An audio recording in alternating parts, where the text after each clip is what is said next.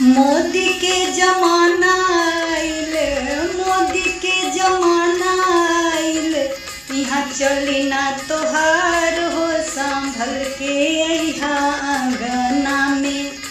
भैया के सार हो संभल के अइहा आंगना में। मेरा सुमुख जी के सार हो संभल के अइहा आंगना में। कूलर लइहा, फ्रिज लइहा, कूलर लइहा, फ्रिज लइहा, फरारी झलकदार हो संभल के अइहा आंगना में।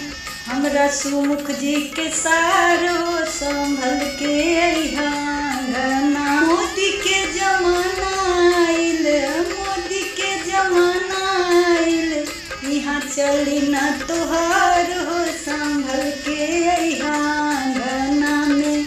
सुमुख जी के सार हो संभल के अइहा आंगना में।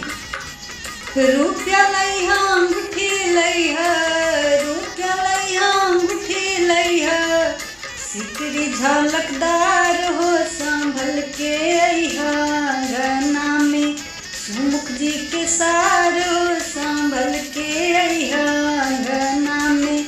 यहाँ चली ना पुरान हो संभल के अइहा आंगना में। सुमुख जी के सार हो संभल के अइहा आंगना में।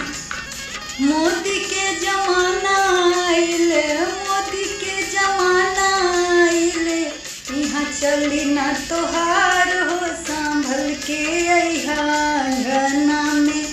भैया के सार हो संभल के अइहा आंगना में।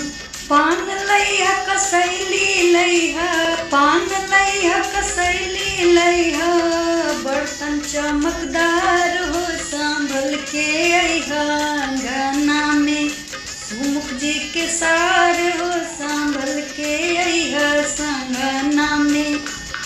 मोदी के जमाना आइल, मोदी के जमाना आइल, यहाँ चली ना तोहार हो संभल के अइहा आंगना में। सुमुख जी के सार हो संभल के अइहा आंगना में। हजमा लइहा, पंडित लइहा, हजमा लइहा, पंडित लइहा, समाधि जवान हो संभल के अइहा आंगना में।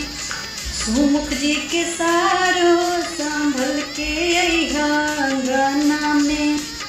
यहाँ चली ना पुरान हो संभल के अइहा आंगना में। सुमुख जी के सार हो संभल के अइहा आंगना। मोदी के जमाना आइल, मोदी के जमाना आइल, चली ना तोहार हो संभल के अइहा आंगना में। सुमुख जी के सार